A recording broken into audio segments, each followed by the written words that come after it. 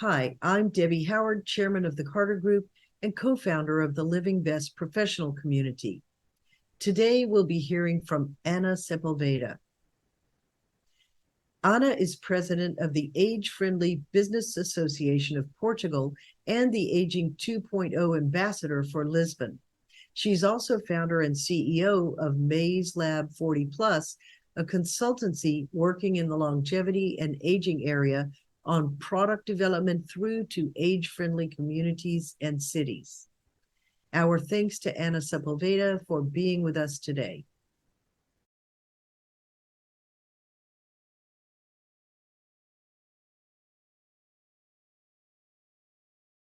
Thank you, Debbie. It's a pleasure to be here with you today. I'm very honored with this invitation. It's an amazing opportunity.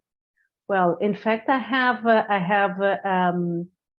three main areas where I work to really promote the development and really trying to get with the other people, build this ecosystem here in Portugal. The first one is my company, 40 Plus Lab. We are a consultancy company. We were the first consultancy company, strategic consultancy company here in Portugal, 100% at the beginning dedicated to aging, and nowadays more dedicated to longevity. So our perspective nowadays is we see the longevity as a place where we can put aging into. We define the longevity not only as a lifespan, but also the ideal and the ecosystem we want to build is based on this, is the ideal version of ourselves. So is to promote this ecosystem, this environment that helps any one of us to flourish at any age. So this is what we do at the 40 Plus Lab with our clients. We have different kinds of clients in the finance, in the government, companies dedicated to products, real estate. This is one of them. The second one is I belong to Aging 2.0 Global Network. I'm an ambassador of the Lisbon chapter. We entered at Aging 2.0 a little bit before COVID. So we are now working together with the Portugal startup ecosystem. So we are at the beginning of this process to have a physical presence in this ecosystem here in Lisbon and also in Porto. So what we want clearly is to help these two ecosystems in Portugal for the beginning, to flourish also in terms of startups dedicated to aging longevity. And the third one is the newest, is Age-Friendly Portugal Business Association. Is also a result of a long time talking globally with people, understanding the strategy of many countries. So another companies and my own company, we realized that Portugal needed to have a strategy for longevity, and we see this longevity and aging area as a very interesting way to develop our economy. But not only this, we are the fourth aged country worldwide, so we really need to address this topic, not only from what I call the dark side. Well, it's facing the problems around having a very old population and like almost 17% of our population over 60 is poor or is in a very delicate frontier. So it's here, it's clear a problem. But our Age-Friendly Business Association, in one side, we're trying to bring to the association the companies that want to together to change the environment. So together we want to not only promote the development of products and services, which I call solution for longevity, but also to promote the change of the mentality into the governments, people, how we design neighborhoods, how we design shops, what kind of products, going further than the very functional products. So an old person, it has much more to consume and have other kinds of needs that go beyond the functional needs. So these are the three ways I'm working here in Portugal to address and to promote the development of this ecosystem that is friendly for age tech.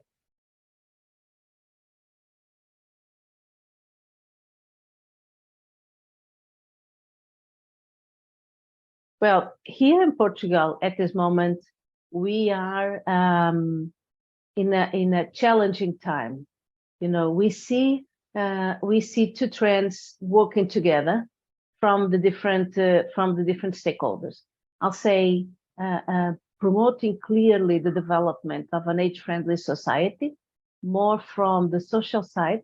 So they are really. It was since the COVID, you know, they put together solutions and put together some money and build an innovation platform to promote new people to develop solutions for addressing the aging needs.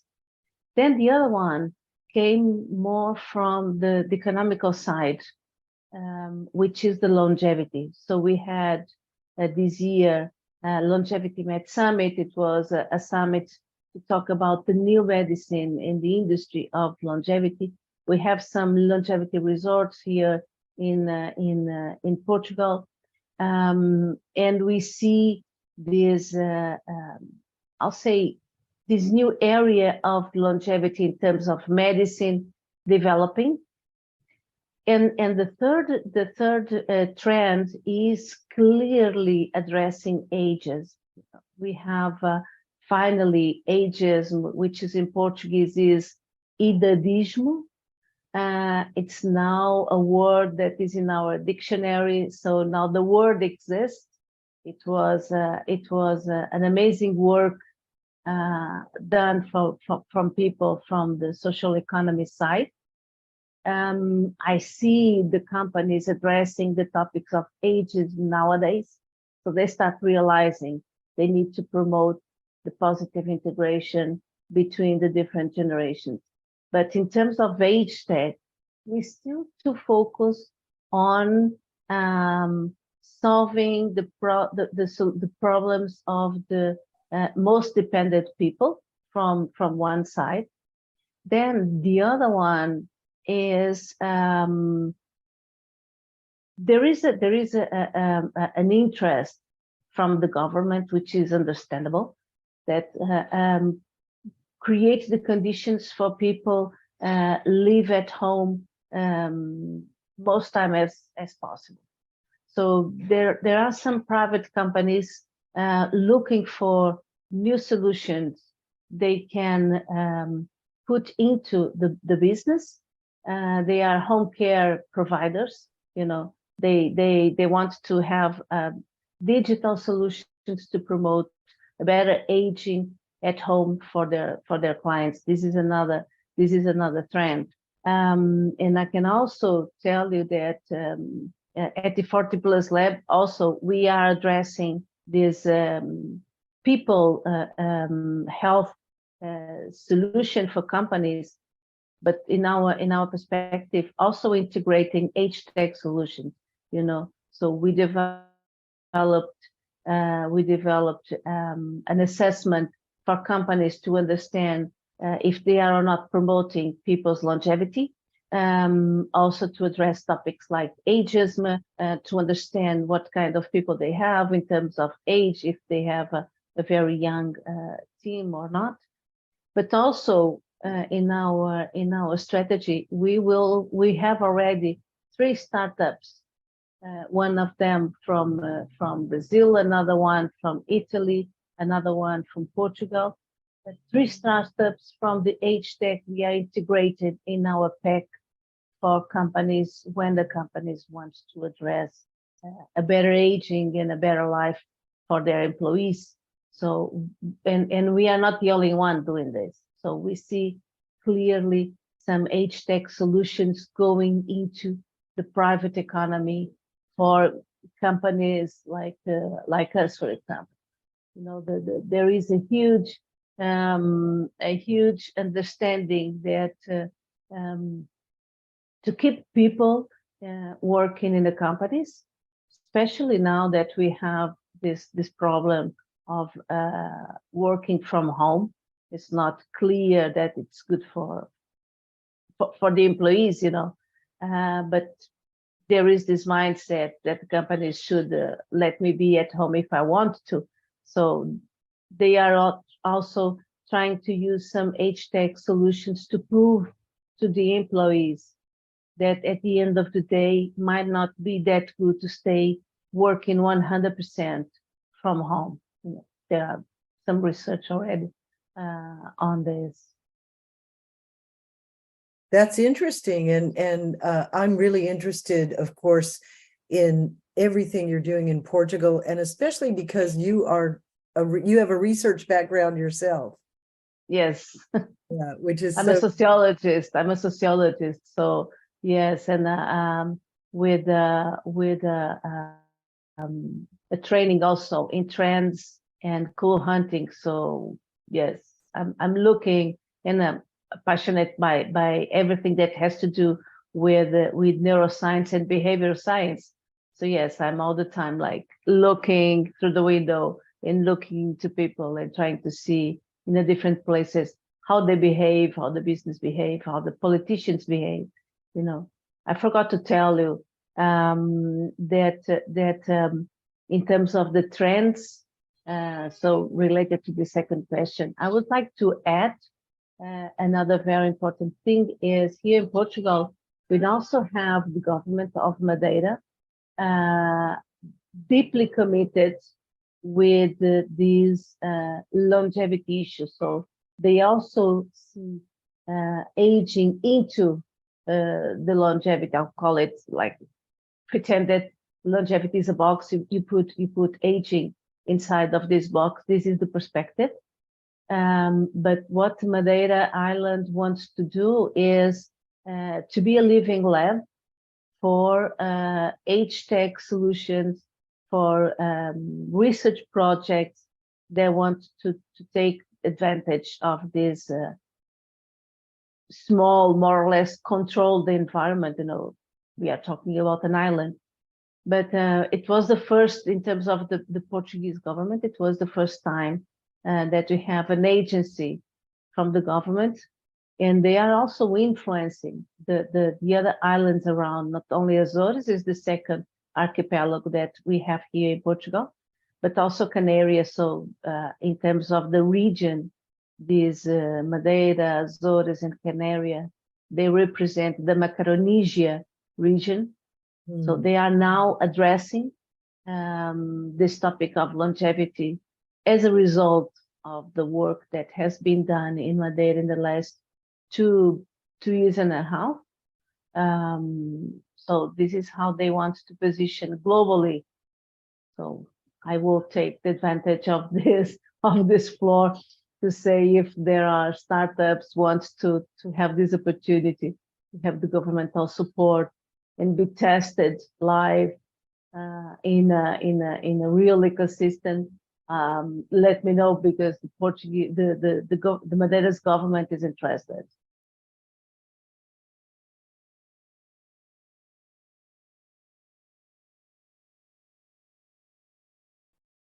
I remember a long time ago, it was 2007 or 8, no, a little bit before, like 10 or 11, going to European Union. We had a meeting there. It was presented, European project at that time related to aging, and when the commissioners there was saying European Union put a lot of money to promote research and to promote development of new solutions, but we have a problem that most of this won't go to the market. So clearly, this is a topic. And from my perspective, and from what I've learned, and from what I've heard from other people, I think we should act in the four main areas. One of them is mindset. Mindset, and help those who want to develop solutions really understand what they are developing. I remember once talking with a startup team. They were presenting me a solution, and I said, if it was for you, will you use it? Said, no. You are not an aged person. This is not what I asked. What I asked is, if it was for you, if you use it. No, of course not. So if you won't, why do you think that other people will? They were like, yes, you need to think if at least do this question first, then go to the for those who will be the users, and have this clear understanding. But the first thing is mindset. If the society is aware of the need for innovation in age tech solutions, it will be easier to do the following, which is involve the government,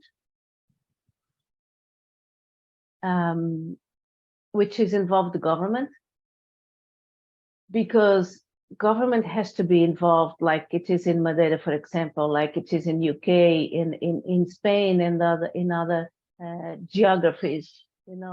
Not only seeing other areas of innovation as sexy, and saying, okay, you're talking about aging. Aging might not be that sexy, might not be so interesting, or even longevity, And sometimes the problem I see here in Portugal is exactly this.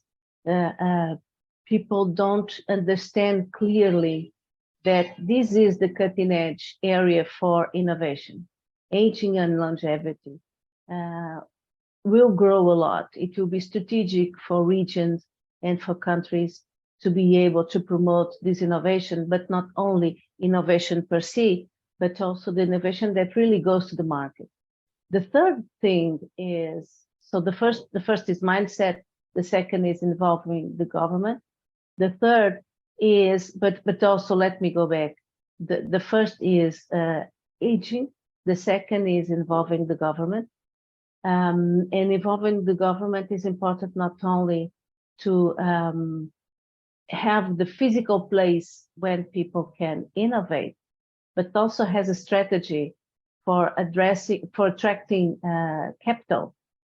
So what I see in other regions and other countries is there is a clear politic to attract venture capitals, investment funds, investors for this area. And this is one of the things that we are struggling here in Portugal. Madeira, once again, is an exception. But the third one is a place where people can buy. So we need to have shops. We need to have like innovation districts. We need to have places where people can go and see and test and buy new solutions. So only this way we can, I won't say only, but this is, in my perspective, one of the ways for the industry grow, and going back what I said before, at the Age Friendly Business Association, we have this Portuguese company for home care solutions. So they are a home care provider. They have a shop already. They also have a shop, so people can not only ask for home support, but they can also go to the shop and buy some solutions that will improve their living. So in my perspective is this, people need to have access. Those who developed the age tech solutions need to have knowledge to understand what people want, what people need, what are the motivations, what are the business opportunities for at least to have like 300 apps for the same problem. Might be another business opportunities. The second is bring in the government. So the government has to play a huge role here. And the third one is clearly taking this to the street, taking this to the shop. I'm involved here in Portugal with a project that, fingers crossed, to be funded by European money. And the idea is to really test these age-friendly neighborhoods, but from the economical perspective. So what we want to do in this project is to open some shops in different neighborhoods and see how people engage with the solutions and products we will put for sale in these shops.